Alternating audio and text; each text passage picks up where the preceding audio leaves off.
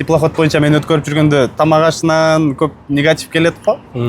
Анан эми ошол негатив боюнча дагы мындай ал жерде природага барганда адам шашлыкка барсаң деле бирдемкени унутуп каласың го. Ал күн да өтүп кетти. Ага азыр эле ишим жок. Азыр деле ошол жазган адамдарга деле жамандык каалаганым жок эч кимге.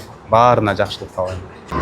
Эми ал нерсеге эң кыскача айта турган болсом,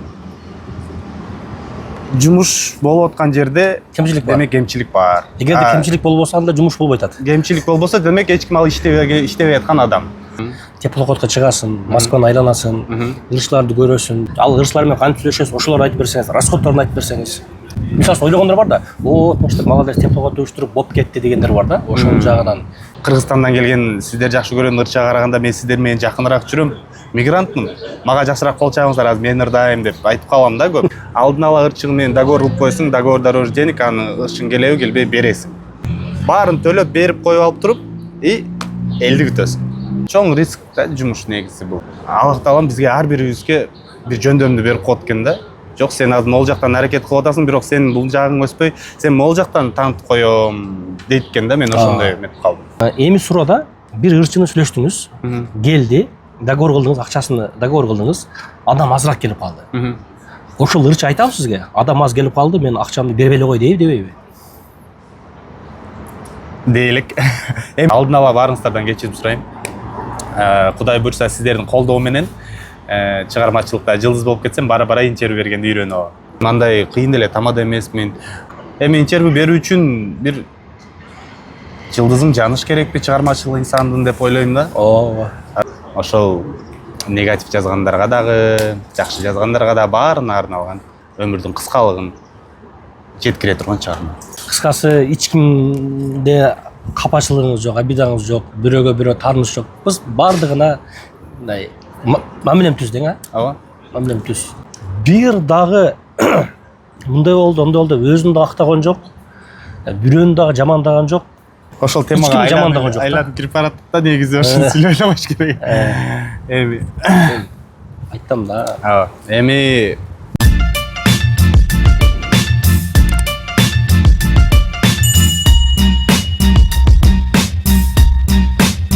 Болгону 1% алган Белес таксопаркын барыңыздар билесиздер. Урматтуу Москва шаарындагы айдоочулар. Такси тармагында иштеген биздин коллегаларыбыз, эгерде мыкты таксопарк издеп жаткан болсоңуздар, анда барыңыздарга кайра Белес паркын сунуштайбыз. Бул парктын өзгөчөлүгү иштеген акчаңызды каалаган учурда без ограничения чечип алсаңыздар болот. Жана таксиге керектүү бүт документтерге жардам берет. Баса электронный путевой листеги бар. Эгерде сиз электронный путевой лист алсаңыз 2%, без электронный анда болгону 1%. Андыктан келиңиздер, Белес паркында жаркылдата иштейли. Ассаламу алейкум достор, амансыздарбы? Бүгүн биз Москва шаарында атактуу аты далайга чыккан өтө көп мындай көрүп калдыңдар окшойт өзүңүздөр интернетте. Тынчтык Жолдубаев агабыз менен бир кыска маек кылганы, природада бир эркин сүйлөшүп отурган келдик. Ассаламу алейкум Тынчтык, кандайсыз, амансызбы? Алейкум ассалам. Сизби? Жакшы, рахмат. Тынчтык акебиз тууралуу кыска маалымат берип коеюн. Тынчтык акебиз Москва шаарында тамада, ырчы, организатор, теплоходдун королу туугандар. Тынчтык ака, кандай санайсыз өзүңүз? Сүйлөшүппү, тынчсызбы? Жакшы. Акырындап жыл аяктап, таксисттердин лимити дагы бүтүп баратат. Балким кээ бирөөлөрүнүн эчак эле лимити бүткөн чыгар. Бул учурда сиздерге Спутник таксопаркы жардамга келет. Сиздер бул таксопаркта официалдуу түрдө трудовой договор негизинде иштесеңиздер болот. Таксиге керектүү бүт документтерге жардам берет. Миң уккандан көрө бир көргөн жакшы. Алдыдагы телефон номерлерге байланышсаңыздар, баса бул таксопарк өзүбүздүн кыргыз мекендештерибиздики. Сыймык деген досубуз сыймыктануу менен сиздерге өзү кызмат кылат. Рахмат. Шашпай сүйлөшөбүз. Эми бул эркин микрофон, бул телевидение эмес. Анткени бул Тынчтык акам бир аз сүртүп атат. Буга чейин интервью берген эмес экен да. Эмне үчүн интервью берген эмессиз? Ошондон баштайбыз. Ошондон баштаңычы. Негизи эми интервью берүү үчүн бир жылдызым жаныш керекпи, чыгармачыл инсандын деп ойлойм да. Ооба. Элге кызык болуш керек го. Чыгармачылыкка келген күндөн же бир ырын кит болбой, анан мындай ошонун айынан болсо керек. Же сунуштар болгон эмеспи? Былтыр көп болду. Былтыр көп болду. Көп болду. Ызы чуда, Biraz ызычуу да көп болду ошо интервью былтыр бергенде. интервьюга көп болду, бирок анда эми негизи чыгармачылыкка келип мен жанагы чыгармачылыктан элди таң калтырып туруп ошону мактануу менен интервью бергим келген да, анан андай башка негатив менен интервью бергим келбегендиктен бербей калдым да. Бирок былтыр мен деле айткам, бериңиз, сиз деле сүйлөңүз дегенде өзү көнбөй койгон. Жок, Гүлнара депчи. Быйыл интервьюнун эң бир себептеринен бири, быйыл да мен өзүм сунуштадым. 26 июлда Тынчтык экөөбүз Москва шаарында теплоходдо өзүнүн чыгармачылык кечеси, кандай десем, туулган күн өткөзүп атат туугандар. Ошол жака концерт болот, ырлар болот. Ошонун себебинен мен келип калдым. Ошол концерт тууралуу айтсаңыз. Туулган күн болобу, концерт болобу, эмне болот? Негизи чыгармачыл инсан шоу-концерт деп айткандан кийин ошого жараша мындай бир чыгармачылыктан көбүрөөк иштеш керек деп ойлойм да. Анан мен шоу-концерт деп алып же бир клип тартпай, эми чыгармачылык үстүнөн баса иштебей туруп эле шоу-концерт деп элге айтуу өзүмө мындай башкача болдум да, неудобный болдум мындайча айтканда. Анан туулган күнүм болчу быйыл, как раз мүчөл жылым. Канчага чыгасыз? Мүчөл 36-га чыгам.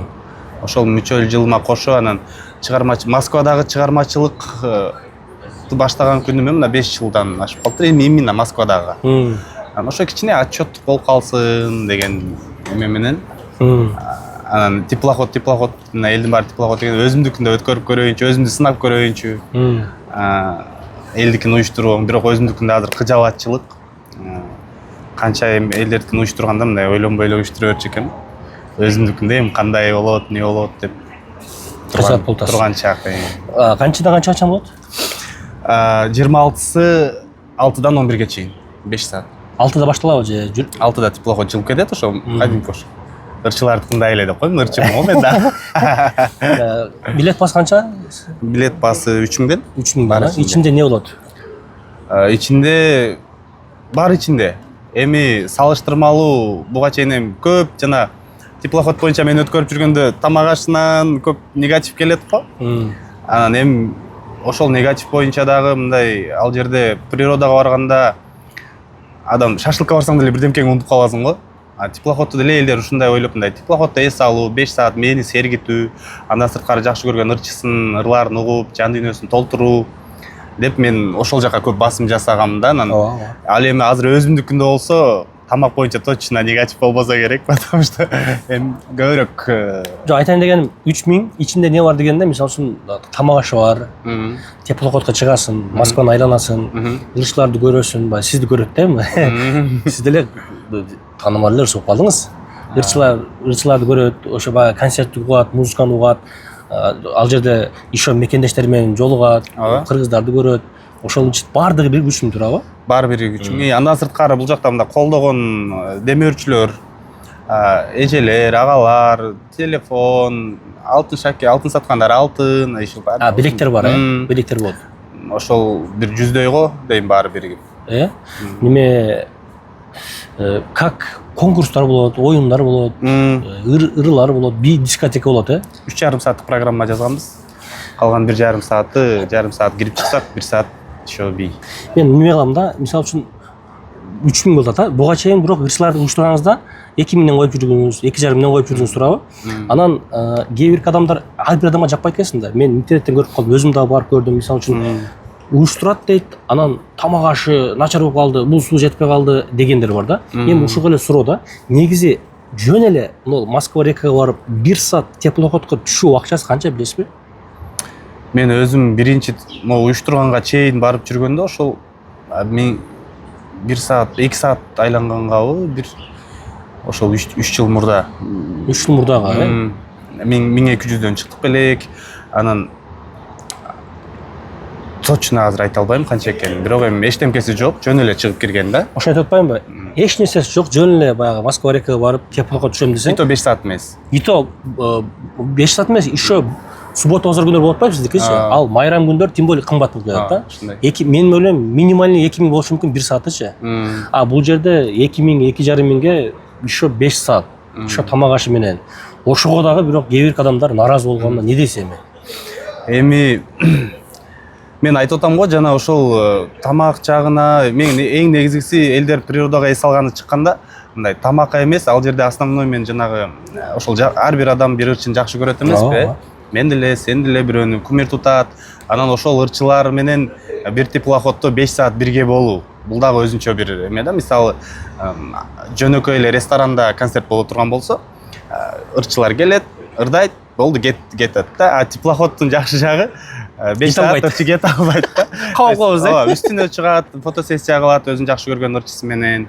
Анан ошол жагын мен эч мындай ойлоп турмун. Анан ошо негатив кечки ошол тамак боюнча боло бергенден анан ойлоп, демеки бир казан плов кыла турган болсоң кой, 2 казан кылып коелучу, иш кылса ачка калбасын деген эме менен кийинкилеринде ушундай кылып баштадык. Бара-бара бышык дегендей го. Бара-бара элдин жанагы спросуна жараша ошолордун болушунча көңүлүн калтырбаганга аракет кылып, бирок баары 5 кол тең эмес, кайтып жанагы кой берсең эмесин кошо бер дегендей эле болуп баары болуп турат. Эми ал нерсеге эң кыскача айта турган болсом, жумуш болуп аткан жерде Кемчилик бар. Демек кемчилик бар. Эгерде кемчилик болбосо анда жумуш болбой атат. Кемчилик болбосо, демек эч ким ал иштебей аткан адам. Анар деп ойлойм мен. Баягы сөз бар го. Демек сени бирөө талкуу кылтабы, демек сен тириксиң. Талкуусаң сен өлүксүң. Ошондой эле.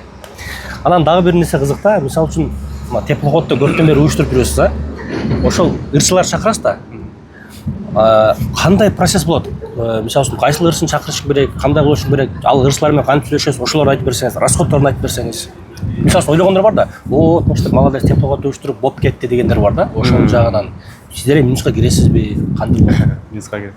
Эми негизи азыр мисалы сен өзү организатор деп, көп элдин баары теплоход уюштурган бала деп ушуну таанып кетти го.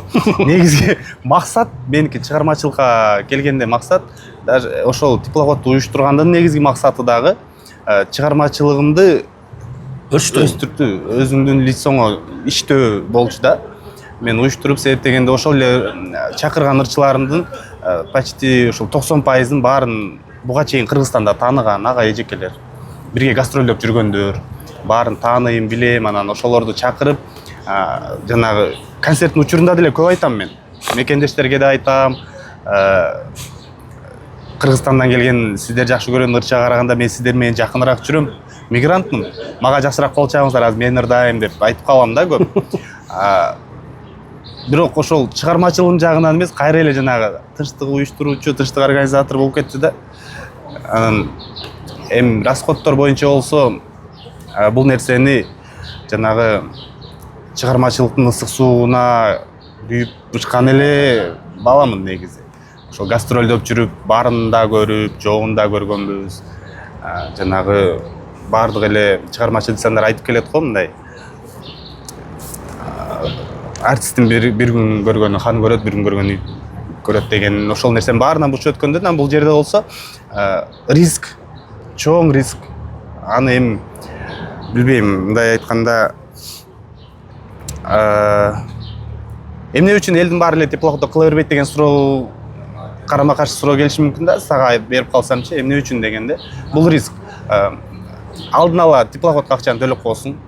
Алдын ала ырчың менен договор кылып коесуң, договор дороже денег, аны ырчың келеби келбей бересиң. Баарын төлөп берип коюп алып туруп, элди күтөсүң. Эл келип актап баарын жаап берсе жакшы. Жаппай калса дагы сен уже договор кылып койгонсуң, акчаны теплоходко берип койгонсуң. Жетпей атса, андан мындан сурап жапкансың дегендей го. Чоң риск да жумуш негизи бул. Ошон үчүн мындай айтып атам го, мен именно уюштуруу жактан таанылып, мындай деген ой деле, максат деле жок. Анан мындай экен да, биз өзүбүз план кылып кыялданабыз. Аллах таалам бизге ар бирибизге бир жөндөмдү берип коет экен да. Жок, сен азыр могул жактан аракет кылып атасың, бирок сен бул жагың өспөй, сен могул жактан таанытып коём дейт экен да. Мен ошондой эметип калдым. Балким мен ошол уюштуруучулук жакка шыгым көбүрөөк, ырдаганга караганда, тамада болуп сүйлөгөнгө караганда ушундай го. Ушунча ырчы чакырдыңыз, бир дагы ырчынын акчасын бербей карыз болуп калган учур болдубу белекпи? Өзүн өзү жаппай калган концерт деген суроо эми, болду деген. Жабабы жаппай, бирок ырчы нааразы кылган эмессизби? Жок. Эгер болду. Баардык концерттерим эле плюска чыгып кетип атты деп айта албайм. Себеп дегенде болуп атты толбой калган күндөр. Теплоходдо мисалы мен 2 сеанс кала турган болсом, бир сеансы толуп, бирөөсү толбой калса, это уже өзүн өзү эле жапкан болуп эсептелинет да. Бирок 2 жылдан бери, 2 жыл өткөрүп атабыз го. Бир дагы жанагы же артына салып берем деген тема болгон жок. Не болсо да бирөөдөн карыз алып болсо да бересиз. таап берип сатып. Ушул жерде мындай да, көп комментарийлерде окуп калабыз да, ырчылар келе берет Москвага депчи. Ол ырчыларга мына Тынчтаевке окшогон организаторлор сунуштайт да. Кел дейт. Алар өзүнөн өзү келбейт да. Алар келгенде, сөзүңүздү толтуп атпаймынбы? Келгенде мисалы үчүн ырчылар той курат го, мен $1000 чыгам же $500 чыгам дегенде эле Москвага гонорар коет да, мисалы үчүн. Канчадан мисалы үчүн Алдын ала. Негизи мисалы канча бересиз бир ырчыны чакырганда, орточо эсеп менен айтканда? $1000 өйдө деп айтайын. $1000 өйдө, бир Это минимальный 1000. Эң аз деген. Эң аз. Болбой калды дегенде. Мен 1,5 деп коелу средний, Мен $1000 деп коелу, бирок $1000 көп атырчыларчы. Мисалы, ар кимдин статусу бар да. Эмгек сиңирген эл артисттер келип атты го. Алардын эмелери мисалы $1000 4-5 жолу. 4-5 жолу. Бир ырчынын именно гонорарын атпай эле коелу. Мен айтайын деген максат, бир ырчыга мисалы үчүн $1000 бер дейли. Келиш, ал $1000 алыш эле. Андан сырткары туда-обратно билетин алып берсе, гостиницасын төлөп берет. Аэропортко барат, тосуп алат, кайра алып келет. Гостиницадан бул жакка берет. Кыскасы расходтон сырткары чисто ырчы 1 сом иштетпей жанына $1000 алып кетет, туурабы? Алып кетет. Эми суроодо бир ырчыны сүйлөштүңүз, келди, договор кылдыңыз, акчасын договор кылдыңыз, адам азыраак келип калды. Ошол ырчы айтабы сизге, адам аз келип калды, мен акчамды бербей эле кой дейби, дебейби? Дейлик. Эми дебейт, анан прям адам келбей калган концерт өзүң деле көрүп жүрөсүң, бизде андай боло элек. Кудайга шүгүр бүт болуп калса да, мисалы үчүн. Жок дегенде өзүн өзү жаап аткан бардык концерттер. Анан болбой эле койсун, бирок боло элек. Дейлик. Мен айтайын дегеним, бир ырчы келди дагы, адам аз болуп калды. Адам аз болуп калды, акчаны бербей эле кой дебейт да, туурабы? Ал договорда. Договор. Ошол эле учурда адам көбүрөөк келип калса, ал ырчы мисалы үчүн адам көп калды, акча көбүрөөк бер дегенге да акысы жок, туурабы? Ошол гонорар да? Дебеш керек. Дебеш керек. Адам аз кеп калса, сиздин минусуңуз, көп болсо сиздин плюсуңуз дегендей да? Туурабы? Ошондой болуп калды. Ошол достор. Ошол жагын туура түшүнүш керек да. Бар болуңуз. Анан эми өзүңүз тууралуу балык, теплоходдон алыстайын. Кактан болосуз өзүңүз? Айтып бериңизчи. Ушул жер бир кесип бир эс алып алайын. Эс алып алайын да. Мен эмем кармайт да мына эмеде, мына чөпкө. Бул эми неме да? Кесип саласың ушул жерин, Кесип салабыз. Кеспейм бирокчу. Мурдун бырыктап коет. Аллергия мага көк чөпкө келдик го. Сразу. Көк чөптүн аллергияңыз барбы, Ооба, сразу кармады да ошо. Мели мындай, аллергия болуп калса, бемурав мурдуңузду тартып коюп, эме кыла бериң. Бул эми эркин микрофон да. Бул неме деп коет. Телевидение эмес, өзүбүздүн биздин эл жасталмалыкты жактырбайт да. Негизи мен сен жакка карап эле сүйлөп атам. Түрлөчү биякты карап сүйлөп. Сүйлөрүң көрүнөт. Көрүнөт. Бул бизди карап атат деп калбасын. Уже коруп калыпсыз да сындардан. Жок, мен эми сындардан коруп калган эмес мындай. Айырлап амиле кыласыз да. Ушундай болуп калса керек. Бирөөгө жаман көрүнүп калбайын дейсиз да. Кактан болсо өзүңүз? Негизи өзүмдү Исхак Разаковдун урпактарынан болом. Лейликтен болом. Баткенде Лейлик Акарык деген жеринде туулгам. Ошону эле айтышым керек. Сизди азыр көп, мисалы үчүн таныбагандар неме эле чыгытат бул бала деп ойлошу мүмкүн да. Бирок мен билгенден сиз илгертен бери ушул чыгармачылыкта туурабы? Кайсы жылдан бери сиз өзү келип баштадыңыз? Чыгармачылыгын башталышы боюнчабы? Эми чыгармачылыгымдын башталышы боюнча айтсам, негизи чоң сахнага 2012 жылы баштадым. Бирок ага чейин эми жана мектеп, университет баарыбыз деле ошондой жаштан башталат го негизи баары. Чоң сахнага 2012 жылы биринчи чыгармабыз Ильяс Абдыразаков жазып берген. Сөзүн Алишер Тотаев жазып берген. Роза Шакирова азыр өкүл апам, ал учурда устатым. Алып барып ошол биринчи чыгарманы жаздырып, биринчи чыкканбыз. Ошондо гастролдоп жүрүп, Айгүл Абдывалиева деген кыз экөөбүз дуэт ырдаганбыз да. Бир эле ырыбыз бар го. 10 күн гастролго чыксак, ар бир концерттен бир эле выходубуз бар да. Ошого бактылуу болуп. Андан келип тойго барсак, просим деп суранабыз деп калса ырыбыз жок. Андан кийин 2012-жылы ошол Личбек Касымбектин тойго келгиле деген ырын ырдаганбыз. Кстати, ошол чыгармасын жанагы биздин азыркы президентибиздин үйүндө той болгондо ошол чыгарма аткарылып турган. Именно биздин аткарыбызда. Садыр Жапардын үйүндөбү? Той болду го жана эмеден чыгып, Болды. президент болгон кезде той болду го. Да. Ошондо мен как раз Москвада болчумун, мага тартып жөнөтүштү да, сен ырдап аткан ырго деп. Просто анан тойский ырларды жана музыканттар чогултуп алат го. Биздин жүзүбүз тааныбайт, ким экенибизди билбейт, бирок ырыбыз кетип аткан. Ошол учурда Кыргызстан обондору болсун, Миң кыял болсун, ошол неге деген чыгармабыз көп эле кетти. Клип тартылбай калды, ошон үчүн жүзүбүз дагы көрүнбөй калды. Ошол бойдон калып кетти да. 2012-жылы баштасам, 2016-жылы таштагам деп эле. Үйлөнгөндөн кийин таштап салгам го. 4 жыл ошол гастролдоп жүрүп үйлөндүм. Үйлөнгөндөн кийин үйдүн улуусумун. Анан Бишкекте Сейтекте биринчи концерт бергенбиз 600 адамга. Ошол концерт өткөндөн кийин эле анан чыгармачылыктан карасам мен уже үй бүлө, мен бөлүм чыгып кетишим керек. Анан кадимки ушул азыр Москвадагы мигранттардай жеңеңди алып биз Москвага келе бергенбиз. Кайсы жылы келгенсиз? 2016-жылы келген. 2016-жылы келдик. Кадимки ушу эл кылган жумушту нолдон баштап кылдык. Анан кылып келдибиз кайра деле. Кайра деле кылып келдибиз. Бирок ал учурда эң кызыгы биз жана жеңем экөөбүз тең азыр айтсам күлсө керек, экөөбүз тең жана бул жака как-то биз туугандарыбыз бар болчу да. Магазинде иштеп, бизден сонун видеолор жөнөтүп койсо, биз кыялданып башкача келип алганбыз да. Экөөбүз тең жана чемодандарга салганда жеңеңдин 3 диплому, менин дипломдор баары салып келгенбиз. Ошону 2 жыл мурда эле апам алып кетти дипломдорду. Эч кимге кереги жок. Керек болуп калат ойлогонсуз, Оюмда биз жанагы мактануу менен мектеп эмелер полный документацияны салып келгенбиз го. Мектептен жана биз мектепте дагы бүт отличник 5-4 бүткөм да, только 5. Ошолордун баарын салып биякта бирдемке тийип калабы деп. Ошентип келип алганбыз, бирок келип эле жумушка барасың десе жеңең ал экөөңдү такпа, моусун так деп экөө жасанып собеседование барабыз го. Барсак эле тосоп колбасный цех болчу, до сих пор эсимде, Крылатскийде.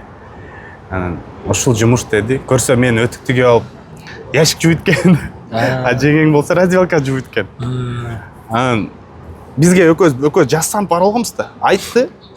Айтканда экөөбүз бирибизди ушундай карадык. Карап туруп эле кайра ооба деп келебиз деп эртең келип уже бул жака келдик, эртеси күнү жумушка чыгып кеткенбиз. Потому что бөтөн эл, бөтөн жер келип алып эртеңки күнү кимден дагы акча сурайм деген ойлор мен уже бир сыйра эмне болсо дагы ишти баштап ала берели деп экөөбүз ошол деп кетип 3 ай иштегенбиз. Кадимкиде ящик жуутмун. Кыргызстанда мындай талда көзүңүз жеткен эмеспи ошол маалда чыгармачылык менен кетип үй бүлөм багалам деп, чыгам деп. Кыргызстанда мен негизи как раз университетти бүткөнмүн. Университетти бүтүп, мен жанагы развитие города Бишкек мэриясында иштедим да. 6 айда иштедим окшойт. Зарплата 6000-7000 болчу да. Ал жерден 6000-7000 менен мен ошол жерде биздин управляющий айтчы, аз кичине жусаң болуп кетет, андан ары тааныш арттырасың. Развитие города болгондо биз жанагы ошол элдерге жана жолдон магазин коюу, ушундай системасы ушундай болчу да. Сен да ошого жетесиң, андайга жеткенче бир 6 жыл керек. Жок дегенде. 6000-7000 менен үй бүлө багуу. Мен как раз ошондо концерт бергенде мен мэрияда иштеп турган учурум болчу ошондо. 6 ай, 7-чи айда ошо биз бери кетип калгам да, таштап кетип калгам. Болбойт экен деп. Ошондо 10 жыл болуп калган болобу келгениңизге Москвага? 2016-2026. 10 жыл. 10 жыл болуп калды. Көп эле пайдасы тийди. Жанагы билгениңдин мен ойлой беришим да, бекер эле окупмун, бекер эле антипмин. Дипломуңуздун диплом, бардык эле нерсеничи, мисалы, айылда жүргөнүмдүн дагы, шаарда жүргөнүмдүн дагы баарын гастролдогондун пайдасы мына мен уюштуруучулук кылганым аябай чоң тийди. Ал учурда дагы мен гастролдоп убактым кеткен экен деп бир ойлоп койчумун кээде. Бирок ошолдо жана кандай уюштуруп, кандай не кылат, ошолордун баарын көрүп жүргөн үчүн ошол нерселердин пайдалары баары ага келе тиеткен. Жана яшик жууп жүрдүм дебедимби, андан кийин карадым, 3 ай жүргөндөн кийин кичине акча кылдык. Без выходной иштечик. Анан бир күн выходной алабыз деп чыгып карасам, кыргыздар жана Бургер Кингтерде иштейт экен. Ошол учурда 2017-16 аягында. Анан кийин эми ол жака иштесе болот экен. Ал учурда азыр андай болбой калды, мондай эме бар болчу. Кагаз. Тегерек мындай кагаздын эмесичи. Добро пожаловать Бургер Кинг деп монитор чыкты. Реклама кылып типа сыртта. Жок, ичинде кассада турасың. Кассада турасың. Сен өтүп барасың, мен сага добро пожаловать Бургер Кинг деп. Клиент тартыш керек. Клиент тартыш керек. Азыр андай болбой калды го. Анан ошондо дагы анан болот экен го деп ошол кайрылып, эми орусчаны билгенден, жегең да билет, анан экөөбүз ошого кирдик. Ошол жерде иштеп жүрүп эле, андан кийин эме бир Рима Михайловна менен таанышып калдым. Ал келип күнүң ошо менден эме кылчу. Сүйлөшүп анан эме менеджер болуп иштейт эле фитнест. Азыр могу Синергия деген университет го биздин Карина Жолборсова окуган, билесиңби? Ошол жерде биз жаңы объект алып атабыз, сен ошол жака менеджер болуп барасыңбы дегенде 2017 ошол жака анан келдим. 5 жыл иштедим. 5 жыл чыкпай иштедим. 5 жыл ал жерде иштегенде чыгмаса токтоп турат пока. Токтоп турат, потому что ал дагы жана ошо 145 адам го дейм иштеткен. Ушундай болчу да. Анан чыгармачылык кайрадан башталганы 2019да бир мындай болот экен деген болду да.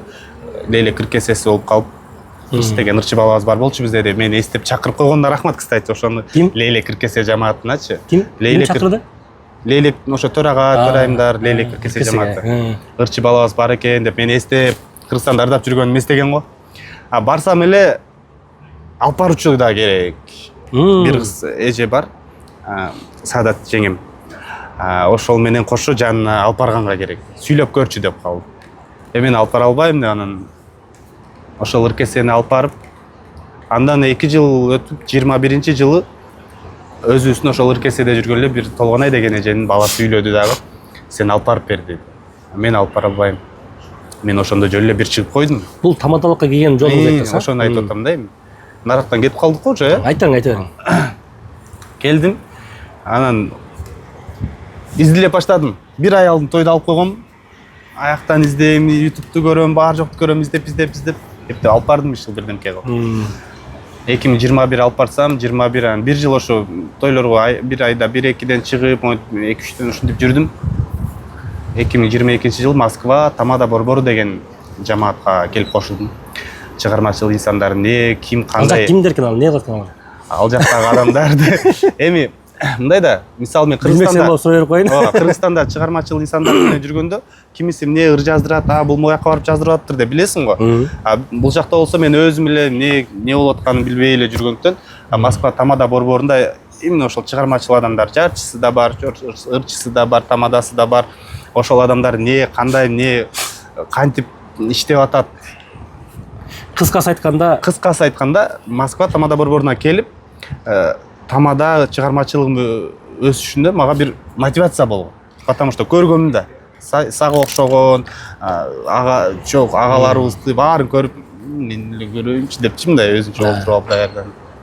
Кыскача айтканда, Тамада Борбору дегенде, мисалы үчүн Москвада таксилердин өзүнүн группасы бар. Дагы башка немелердин группасы бар. Бул Тамада Борбору дегенде бул артисттардын группасы деп коет, мындай айтканда. Чыгармачылык инсандардын десең. Артисттардын да, сиз деле артистсиз да. Чыгармачылык инсан. Чыгармачылык инсан десең жакшыраак угулат да. Артист таксист десең башкача. Жок, мисалы, эл артисти деп мен сунуктанып келет го. Жок, эл артисти деген ал уже башкача. Артист деген сөз менен чыгармачылык экөө башка. Артист деген жаман сөзбү ошондо? Жок, жакшы сөз. Жакшы сөзбү? Артист. Бирге дейт го. Бул артист дегенде бул азыр бизге караганда жаман артисттер бар, алдамчы артисттер бар. Артист болот го мындай жаныңа келип муну берем, бул берем деп. Олордон коркуш керек. Мен ошону айтып атам, ошон үчүн артист дегенди айтпадым. Биз жакшы артистпиз. Биз элди алдабайбыз. Биздин ниетибиз жакшы. Той болсун дейбиз. Элде той болсун дейбиз. Анан чыгармачылыкты ушу кайра башталып кетти да, экинчи этап болуп кетти окшойт.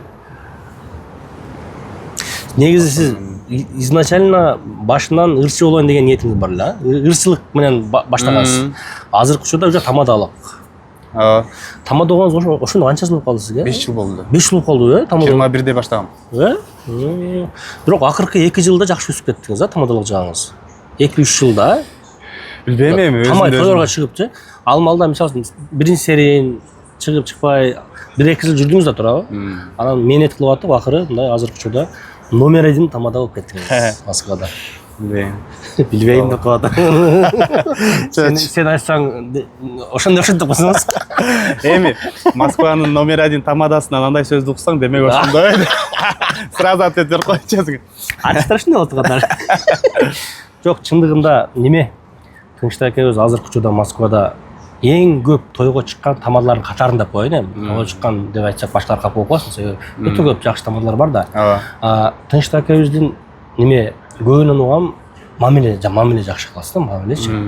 Кандай ойлойсуз ушул адамдын бул көбүнчө алып барганга эмес, кээде сени мамилең жагып калып чакыра берет экен да. Мамиле кандай мамиле кылса адамдар менен сиз кайсы жагына көңүл бурасыз? Эми мен негизи тойго коноктор келет го, сүйлөйт го. Сүйлөп атканда өзүнүн апасы менен эркелеп такай өскөнбү же чоң ата чоң эне тайата тайнесинде өскөнбү, сүйлөп аткан сөзүнөн билип коем. Сен билесиңби ошону? Мен мисалы ошондойду билем. Байкабайт экенмин. Себеп өткөндө дагы бир той алып барып атып, бир эже чыгып, сону сүйлөдү да. Анан кийин башкача сөздөрдү сүйлөдүңүз. Ушул эме чоң ата, чоң эне, тайта тайнелердин колунда өскөн эжедей сезилип атасыз деп айтып койдум да мындай эле. Десем классташтар билет экен да сразу эле туура айттың деп эле барып ушинткенди да. Биздин мамиле эл менен чыгышып кетүүнүн көп эмеси ошол мен жанагы 50/50 десем дагы калп айткан болуп калам, 60/40 айылдык шаар ушундай да меники. Атам апам шаарда, мен болсо бир 60% айылда жүрдүм, 40% шаарда. То есть экөө мындай да. Айылдын бүт турмуштун кандай эмне, Раматыл чоң атам өтүп кетти, Раматыл таятам өтүп кетти, тайнем өтүп кетти. Жай жанаттан болсун. Чоң энем бар азыр. Азыркы учурда кээде эски тетрадтарды ачып, апам сүрөткө тартып жөнөтүп калат. Ырларың моякта моголоруң бар экен, мону жазыпсың деген да. Карап, уялып берчимин да. Чыгармачылыкты баштаганда негизи өзүмдүн ырларымды чыгаруудан уялып берчимин. Бул элдер күлөбү депчи. Бекбаевча койгон экен го убагында. Ошондой мен азыр ошо апам тартып эмелердин бетин тартып жөнөтүңүзчү, эмнелер бар экен, эмнелер бар экен десем. Ошондо кичине ушу жүргөндө мурдатан жазганда чоң атам бар кезде, таятам бар кезде, тайенем, чоң энем ошо 3 апам, 3 атам бар кезде жана шүгүр кылам барына, жаратканыма, 3 ата, 3 энемдин бар амандыгына деп ыр жазган экенмин монтипчи. Эми азыр ошол уялбай эле 12 жылда ырдап салып берсем болмок экен дейм да. Азыр эми кеч арман карасаң, азыр эми баарын көзүтүр эмес дегендей болуп калат экен. Ар бир нерсени өз убагында чабып бериш керек экен. Таштычы болобу, уялбай элечи. Уялбай эле тарс болгондо деген. Эми эмне болду атам бул? Дальше эмне пландырып атат? Кыргызстанга тайына койжокпу? Эми негизи 2 жылга эле келгенбиз эл катары, биз дагы 2016-жылы келип, жана үйдүн уусу болгондуктан эми бөлүм чыгып кетем деген эме менен келем, кайра тиеме деген дагы мен кайра келем деп жумушка да ошентип кеткен, мэрияга дагы 1 жыл, даже 2 эмес 1 жыл дегенбиз го. 1 жылда биз бул жакта эми өзүң деле бул жакта жүрүп билесиң, 1 жылда ар бир келген мигрант араң өзүнө келет экен го, мындай баарында. Адаптация болот да. Анан азыр эми ал жака барганга корком. Неге? Кантип дагы мындай аралашып, мисалы мен азыр өзүмдүн досторумду дагы бизге караганда көп нерсеге жетишти го дейм. Кыргызстанда Ошол эле мисалы 16-жылда ала турам болсо, 16-жылда мен менен жүргөн досторум менен салыштырсаң деле, наоборот Кыргызстанда деле барсаң ар бир очор басар, баары жогу бар, жайында. Биз баягы эми барып алып азыр кайта несинен баштайм деген ой келер. Пока план жок экен да. Азырынча жок эми. Сен айтмакчы жана тоюм азайганда кетти. Ушун байкайсызбы, мына биз эми Москвада иштеп жүрөбүз, иштеп атабыз, вроде иштеп атабыз. Кыргызстанга барсаң, бирок сенин досторуң сага барганда үйлөр салып койгон болот. Ошону айтып атпаймынбы? Ошону айтып атпаймынбы? Мен мисалы биз досторум, жакын досторум бир экөөбүз эле бул жактабыз. Барсак, алар ошол сен айткан биз мисалы биз азыр бир 2-3 жылда тигини бүтүрдүм деп мактанабыз го эми. Үйдү салдым же машина алдым. Алар жөн эле кенен үй өз мекенинде, жеринде ошол сен кылган нерсени кылып койгон баардыгы. Ошо айтам да. Ашыгы менен даже. Бир кээ бирлери уже ашыгы менен. Азыр не иш кыласыз Москвада? Вот мына чыгармачылыктан сырткары мындай официальный жумушта иштейсизби, иштебейсизби? Официальный электрикмин го. Иштейсизби ал менен дагы? Жок, аны мен иштебейм. Ал жерде Дипломуңуз барбы электрик боюнча ушунда? жок. Жөн эле үйрөнгөнсүз. Ал жерде эме договор керек го бизге бул жакта. Ошол үчүн эле анан былтыры теплоходдон бери өзүң деле билип калдың. Ага чейин мен жанагы ошол менеджер болуп таштаган кезде тамадалар эмне кылат, чтобы свободный график болуш үчүн эмне кылыш керек дегенде Москва тамада борборунун такси группасына кошулбадым беле, билесиң да. Былтыртан бери аны деле кыйратпай атам. Болуп кеткенден бериби? Йо. Ушул жерге кетип калалы. Жок, эми тамашалап атам да. Эмеден бирок нет эме жакшы айдей албайм негизи машинени деле. Билесиң го, мындай мен алдындагылар уруша турган болуп айдайм да. Ансе деле чыксам бир иштесем майын чыгарып коем, баардык айттым го, мындай кара жумушту Кайсы ишти майын чыгарасыз ошондо? Баарын элечи. Таксимде эле мына кечээ чыктым мына сага чейин. Мен азыр уктай элекмин. Кечээ түндөн таксимде Кечээ футбол болду го. Футбол болуп, центрде футбол коюлуп, анан видео жазсам эле элдин бар. Эме центрге чыккыла, эме болот десем, мен дагы бир чыгып келейин деп кечээ чыктым. Сен менен сүйлөштүк го түндү. Жанып атыптыр ошондо? Ошондо жанып аткан экен эле. Кечээ чыгып, аз сен менен сүйлөшөргө чейин 2 саат мурда эле үйгө келдим. Эме илхом келип кетти да. Чыгармачылыкта келгенде эле эмне сагынып калгам экен. Кечээ түндөн баштап бүткө чейин жүрүп келдим. Таксини кылып койдум. Кыскасы, мен сурай бердим эле, ошол чыгармачылыктан башка дагы не иш кыласыз дегенде, биз сөзүп айтканда такси болуп иштейм деш керек эле. Мына эми айтты, такси болуп иштейм депчи. Ошондой беле? Жок, сурай бердим да. Тамадасынан башка, организациядан башка дагы не иш кыласыз? Башка адамдарга окшоп деп сурай бердим да. Демек, такси кылат экен туугандар. Ооба. Таксистмин да. Жок, эме өткөндө бул жерде эме келди го. Ким эле? Бирсилерданбы? Ооба, Бегиш келди го. Бегиш келдиби? Ошол келди. Анда да как раз ночто бир чыгып келейинчи деп чыксам эме Бермет деген кыз бар, интервьюдан көрүп калса нарындык. Мен уюштурган концерттерге да Тынчтыкбайке деп келет да анан кийин. Көрүп калып. Мен Тынчтыкбайке деп эле чыгып келейин машинада отурсам чыгып келем. Да? Такси менен чакырганда баргам го. Барсам койгузчу, эмне болот? Таксида кыласызбы деп эле ушундай ситуация болуп турат. Ишенбейт да? Ишенбейт. Такси кылат. Лично мен дагы экономдо такси кылам. Мен деле көп таанып калат баягы жолдон. Блогеркам кандайсың, жакшысыңбы деп. Бирок мен бардык билет такси кылышым. Мен интернетте өчүп жүрөм да такси кылам. Меникин билбейт болчу. Меникин мулаксан ушул жактан биринчи жолу эксклюзивдүү. Ой-ой. Организатор, артист, таксист. Ооба, сонун кетти. Таксист, артист деп. Ошондой туугандар. Москва кандай мындай дагы кыйынчылыктар көрдүңүз Москвада жүрүп тынчтык ака? Ушундай кыйынчылыктар өттү башыңыздан. Эмнеге келдим мен Москвага депчи? Любойунда өтсө керек башынан. Ошол баштапкы күндөрүмдө да баары эле келгенде жаңы келгенде. Ошондо айттым, баардык андай жумуш кылабыз деп окуйсуң го негизи. Андай жумуш үчүн аракет кылбайсың, андай жумуш үчүн.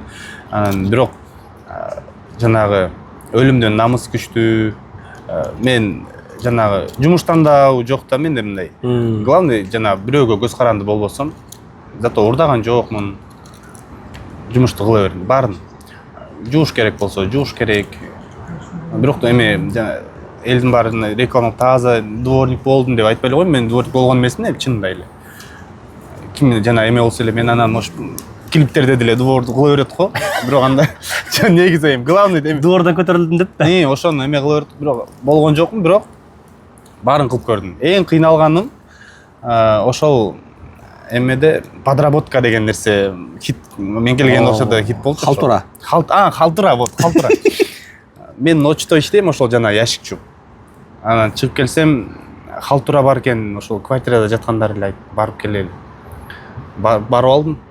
Барсам жана армияндар мондой эме брусчатка мондой койт экен. Ошону ташып берет экенсиң. 8 күн бардым окшойт. Мен дагы бир эмемди бир эметсем кайтпайм. Эл барса уялгандан деле баарын кылып бара бергем. Ошол эң кыйнал. Кыш болчу. Кышында деле кое берет го ошо армияндар, билесиңби? Кышында деле брусчатканы кое берет. Оор жумуш болупту да. Ошону ташып берген эң кыйындарынан ошол болду окшойт. Атып бардык эле эмесин көрдүк, Москванын кыйынчылыгын. Канча балаңыз бар? Үй бүлөңүз тууралуу айтпайсызбы эми? Үй бүлөмдү буга чейин деле негизи айтпайм го. Ошо аралаштырбайсыз да, ама ошо. Мен да ошо аралаштырбайм чындап. Үй бүлөмдү жеңең негизи 3-1 тууган экенбиз. Ата-энем бар, толук кандуу үй бүлөдө өскөнмүн, чоңойгонмун, эркелеп. Эң кызыгы жана айтпай калыптырмын да. Биз шаарда жүргөндө иним апамдар менен калып, основной улуураак мен болуп, мени кетирген да. Эми бизди айлыда көрсүн деген окшойт азыр ойлосом. Ошол учурда таарына берчим. Эми бизди таштап өздөрү шаарда мен деп ошол учурда. Бирок азыр сүйүнөм. Иштиңиз да, Кадимкидей айылдын баар жумушун кылып, ошол чоң ата, чоң эне, тай ата, тай энелерим, анын үстүнө үйлөр мондой каршыма-каршы да көчө болсо, экөө бири-бирине карап турат да. Үй бүлөсү бар, семьясы бар, бойдок эмес кыскасы. Үй бүлөм бар, семьям бар, ата-энем бар, бир туугандар бар. Өзү канча жылсыз сиз? Быйыл мүчөлүм дедим го. 36 бол кечир. Жок, жаман мындай. Мен да мүчөл болгон канча жылыңыз канча болуп калды ошондо? 90. 90 а? Жыл. 90-91 жаш көрүнөт ошо өзү. Мен акем да 91 жаман жаш көрүнөт. Сен эми Инстаграмга чыгарып аттың эле, булар тамак жетпей калган деп коет. Жеткен бизге нормально. Просто Алтын айже болуп да айтканмын го. Эме байкайсыңарбы ошо 90-91 жаш көрүнөт. Мен бир тууган экем бар, алда жаш кичине болсо. Алтынай мен да айтыр. Бир айылданбыз, бир мектепте окуганбыз, кстати. Заводос Алтынай деген. Ошо мен ойлой берем да, ошо илгери ошо 90-91 жылдар ачкачылык болуп, буларга жакшы тамак жетпей калганбы депчи. Жок. Айтып чыккам го мен сүйлөпчү. Ошентип айткансың сен. Чын да. Бирок андай эмес, наоборот, биз ошол таза продукция жеп калганбыз да. Таза продукция жегенде жаш көрүнөт экен аны да. Ошол учурда таза продукция жеп калган. Ошо. Бар болуңуз мына ушул неме жагат мага дагычы принципчи. Мисалы үчүн чыгам өзүңүз сахнада жүрөсүз да, чыгармачылык, семьяны аралаштырбаңыз жакшы да. Семья менен. Иш менен, семья мененчи. Өткөндө айтып. Эми элдер жана мындай башкача ойлоп калбасын, айтып, монтип реклама кылбасам дагы көрүп калсаң керек. Мен бирин серин чыгартып коём. Бирок мына обручение постоянно тагып жүрөсүз. Муну вообще чечпейм ага. Мен да вообще чечпейм да ошондой. Чечип койсом башка нерсе жок. Недовный боло бересиң. Мен да ошондой. Үйрөнүп калдым да. Бирин серин нет чыгарып турам. Кече жакында эле ошол 10 жыл мурдагы эме видеолор эске түшүп баарын бир сыйра чыгарып өзүнчө ностальгия болуп койдук. Ошол айтылган жайт да. Асхат аканын немесине карасак, мен дейт ушул тынчтык менен сапарга өтө бир мындай ушул жагын балам дейт да. Зинажилде аягым дейт да. Экөө тамада болуп жүрөт, чыгармачылар жүрөт, бирок семьясын аралаштырбайт. Экөө алып чыга бербейт. Тихо семьясында карап коет, биягында карап коет. Мен ушул жагын өтө жакшы көрөм экенин деп айтып эле. Сүйүнүп калдым. Жок, бул туура эле болуш керек деп ойлойм. Мен билбейм, мен ошондой ошону өзүмдүкүн айтайын. Мисалы сен деле ошондой эми бир үйдөн бир артист дегендей көптөр айтып калат да, эми ырдабайбы, эми мен даже ырдап атамбы, мага Инстаграмдан лайк деле баспайт жеңиң. Айтып атпастырам. Иши жок. Элдин аялдары мындай деп атып мен бастырам, мындай. Главный мындай бири-бирге ишеним бар. Мисалы көптөр айтып калат го, тынчтык сыяка өзүң келдиң, барбы өзү келинчегиң деп. Ошон үчүн жана бир-эки жол каяка алып бардым. Бар экенин билдирип жүрсө болбой, өзү деле эметпейт мындай. Неме да? Жок. эми сөзсүз эле ар жака ээрчитпесең эле ушта сенин аялың жок деген эмес да туурабы. Ал мисалы үчүн мен келинчегимде эле ал жак бир жака чыккан жакшы көрө бербейм. Өзү адам ар ким ар кандай да, мисалы бирөөлөр ушу биз мисалы медианы жакшы көрөбүз, Алар жакшы көрбөйт. алар жакшы көрбөйт. То есть бир үйдө ушундай болот окшойт. Ошо болгондо жакшы да. Балким жакшы. Экөөң тең медиа әртіс болып ачып кетсең да убай алатың да. Плюс-минус болуп турган жакшы да. Ушул жагы жакшы. Так, неме унутуп калыптым не? Концертке эгер барам десеңиздер 26-сында неме кылып коеюн? Комментарийга кирсеңиздер, мен комментарийга полный информация жазып коем, номерлер коюп, ошол жака чалып ала бересиздер. Экранга жазбай эле коеюн, себептен бул интервью до конца калат да, кийин дагы чалып билет бар деп адашып алып сурагандар болушу мүмкүн. Ошого 2026-жыл 26-июль күнү болот. Комментарийга кирсеңиздер, телефон номерлер коюп коем. Тынчтакан деле телефон номерин коем. Эгер Москва шаарында той болсо, чала берсеңиздер боло берет Тынчтакабызга. Анан Тынчтака ошол эл деле мисалы үчүн баягы бир кызычу болду го. Эми ол тууралуу мен сүйлөшкүм деле келген жок. Өзүңүз деле мындай жактырбайт экенсиз сүйлөшчү. Ошол моментте мындай ар кандай сөздөр айтылып атат да сизгечи. Тынчтык мошенник, бу депчи. Кандай кабыл алдыңыз ошол сөздөрдү?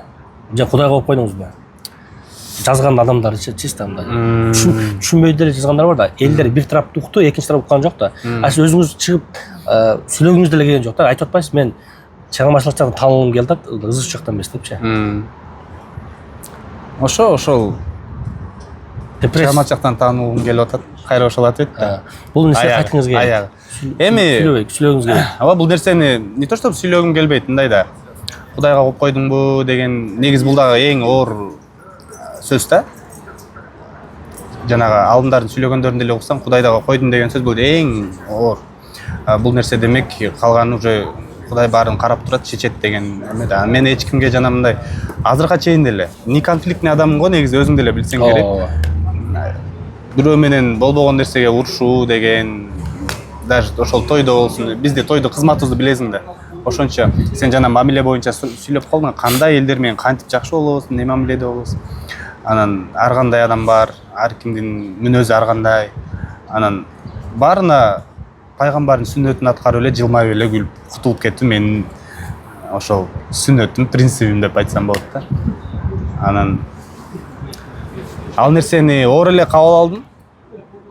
Жанагы ар бир нерсе бирок мен мактанчагыракмын го, билесиң го, таластым деп көп айтам го. Анан кийин Эң деп койсоңуз. элдин баары мени жакшы көрүп, мактап, жакшы сөз угуп, анан ошого көнүп калган адамга бир кезде эле негатив жагса, ал деле оор баары.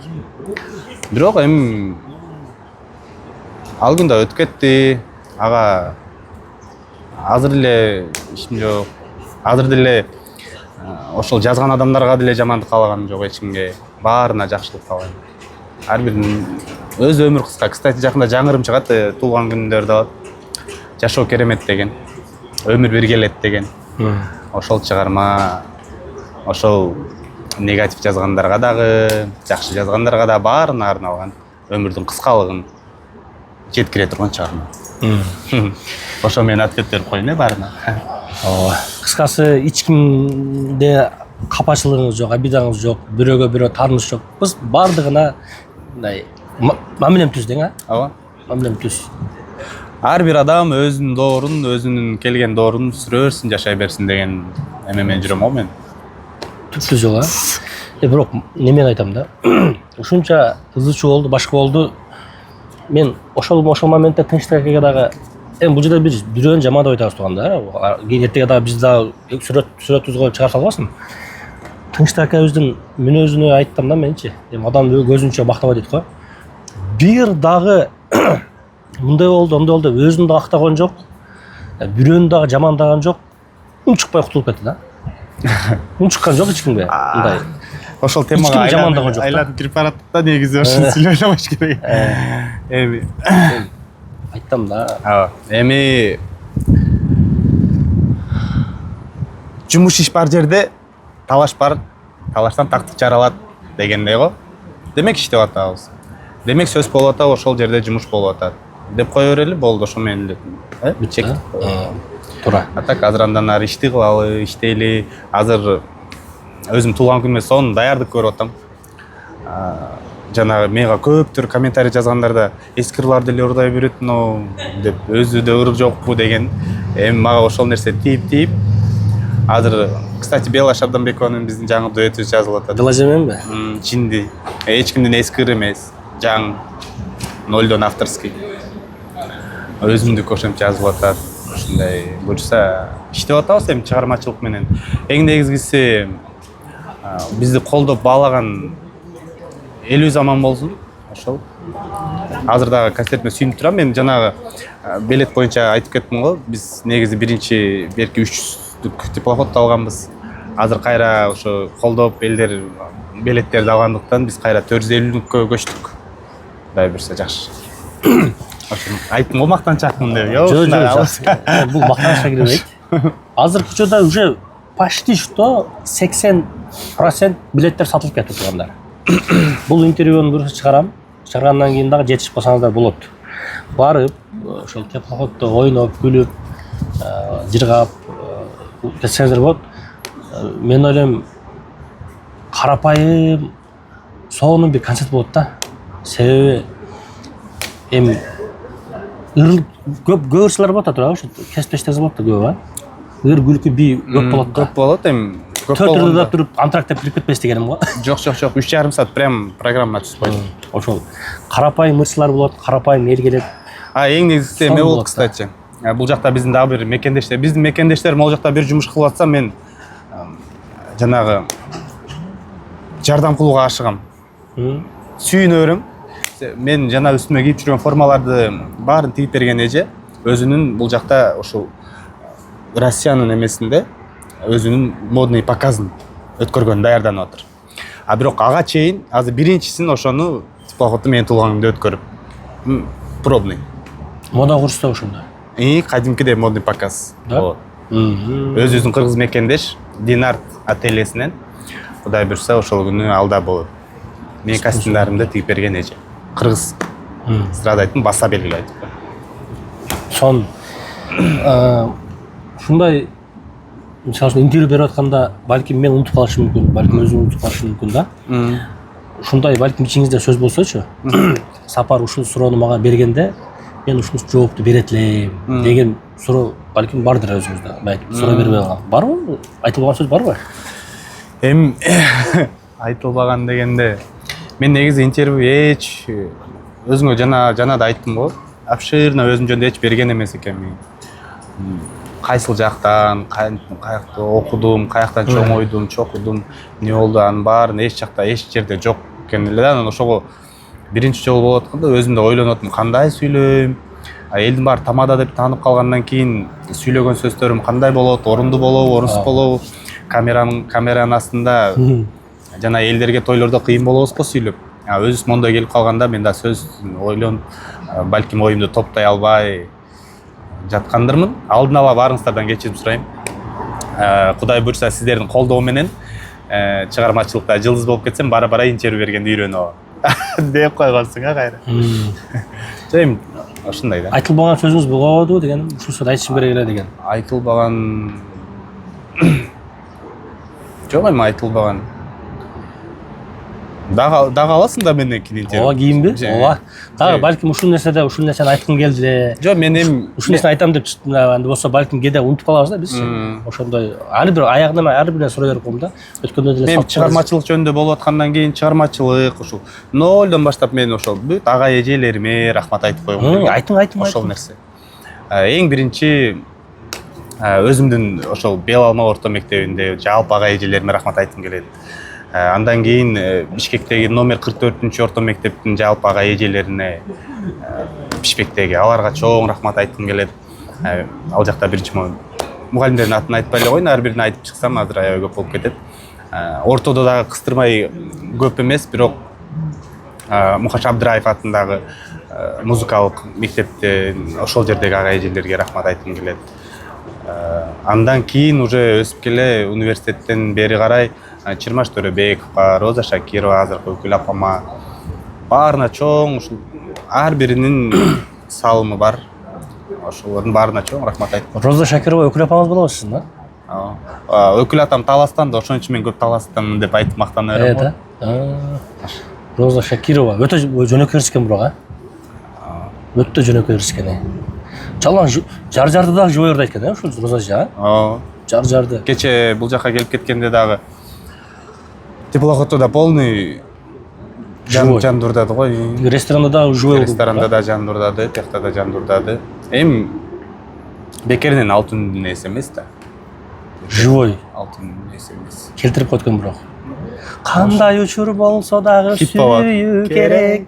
Өткөндө бир кирсем 1 миллион болуп тур эле да. Анан кече да укум келип, тиги YouTube'га кирсем 6 миллион болуп кетти. Өзү дагы сон жазылган да.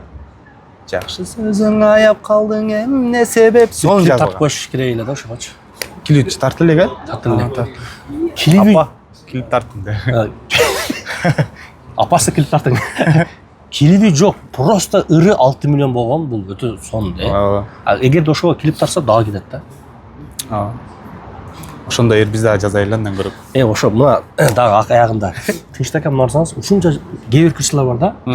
Мисалы үчүн сиз дегени канча жылдан бери аракет кылып жүрөсүз да, ошол айтып атпайсызбы, өзүм ушул чыгармачылык жактан таанылгым келет депчи. Эмне үчүн мындай кээ бир кырчыларга мындай не повезет да? Ырдап атат, фит болбой атат. Эмне ушундай кырчылар бар да? Неге ондай деп ойлойсуз? Өзүңүз айтайынчы, неге мындай айтып атпайсызбы, мен дагы жазайын депчи. Эмне фит болбой болушу мүмкүн? Аракет азбы же не? Аракет азбы? Неден деп Жок, ал Кудайдан, Кудайдан го дейм. Кудайдан го эмес, Кудайдан. Себеп дегенде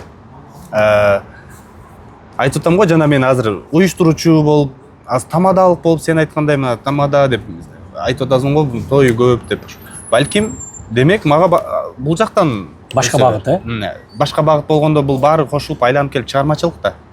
Бул жактан таанылган адам, сен тамадалыгың азыр мисалы жакшы болуп аткан болсо, мен эмне үчүн азыр бир хиттерим жок, эчтемке жок, концерт берип атам го, туулган күн концерт берип атканда колдоп мени келип атышат. Эмнеге дегенде, ошол эле мен тамадалыктан жакшы көргөн эже агалар колдоп келип атат да. Получается, мунун баардыгы цепочкада бири-бирине.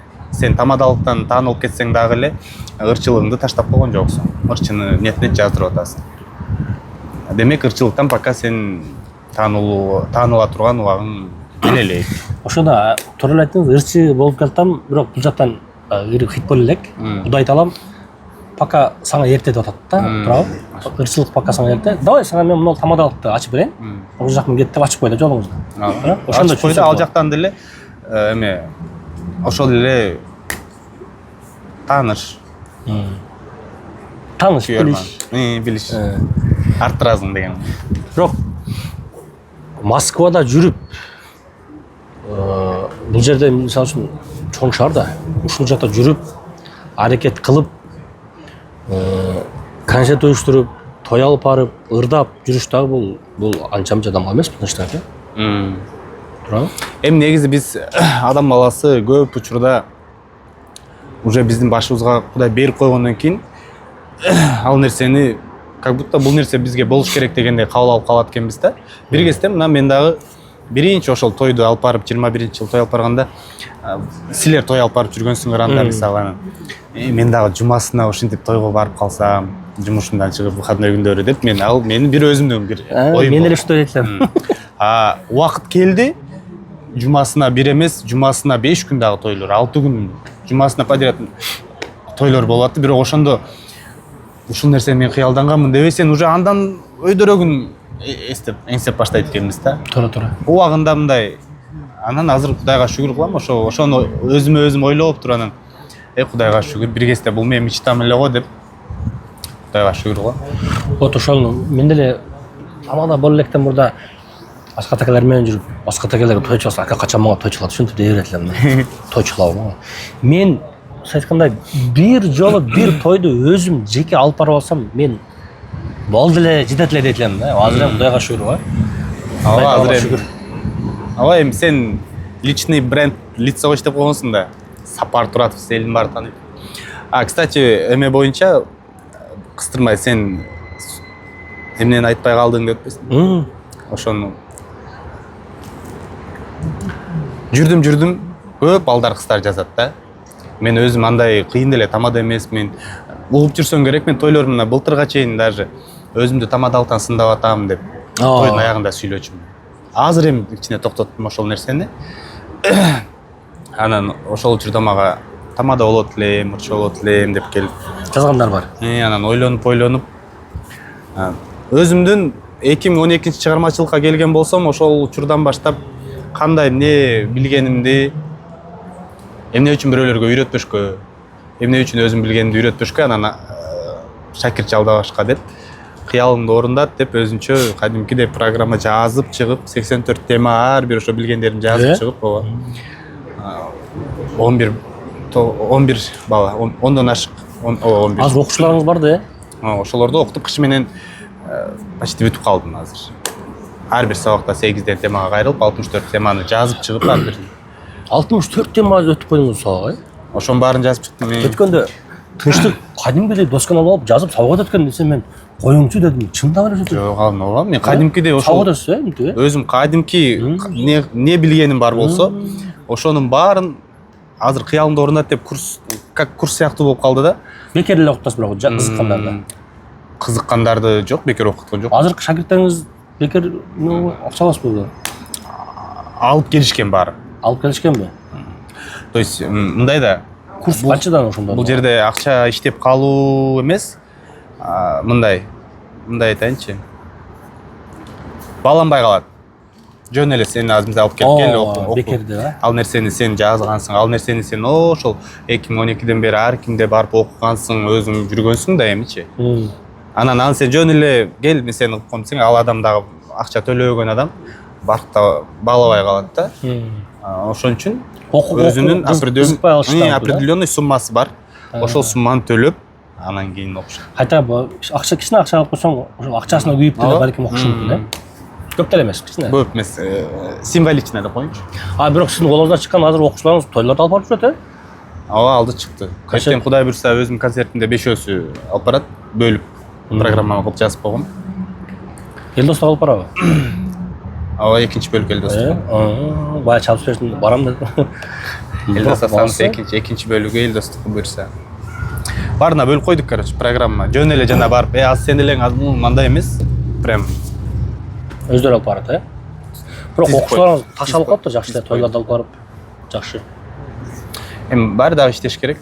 Бул жана биз 2021-жылы мен баштагандагыдай жүрү да азыр булар. Кудум ошондой. Бар бир аз. Ошол учурда мен той алып барып бүткөндөн кийин мактап койгондорго рахмат айтып коечу сразу. Чын айтам, Ошол чыгарма жана шактын сагын сындырбайлы дешкен экен да. Жакшы. Прям жакшы эле алып барасыз, Жейм, ошол учурда. Бирок сиз ырчы болуп тамада болуп атпайсызбы? Сизге жеңил болгон да. Сиз ырдайсыз. Мен элдин алдына чыгуу ошол жагынан жеңил болду да. Мен биринчи баштаган кезде элдиге азыр эмне кылам, оюн кыламбы, сөз таппай калсам, азыр сиздерге мына чыгарманы ырдап берем деп эле ушундай болуп эле кетип калдым. Көп ырдачымын. Азыр дабай калдым да касаң тойлорумда. Толка сүйлөйсүзбү азыр? Азыр бир. Альбом ырдайсыз да? Жойм бирин экин элерде. Азыраак, Мурда болсо кеминде бир 5 ырдайчумун да. Мындай эл олтуруп калды, бирдемке болсо эле азыр мына эч кимдин эмес андай болбосун деп эле ошолордун темасын айтып туруп ырдап кетем. Проблема жок деппи? Анда жок болчу мага чейин. Бермет. Бермет дейм, Албек Тургунов, кстати, чоң рахмат айтып коеюнчу ошо. Бермет менен көп ырдадыңыз, көп чыктыңыз, көп ырдадыңыз, Туулган күн, Бактияр Токторов, Албек Тургунов, ошо авторларына рахмат айтып коеюн. Мени өзүңүз бирөөнү эмес, өзүңүз ырдагансызбы эмес, өзүңүзүңүз барбы жокпу? Бар. Өлө.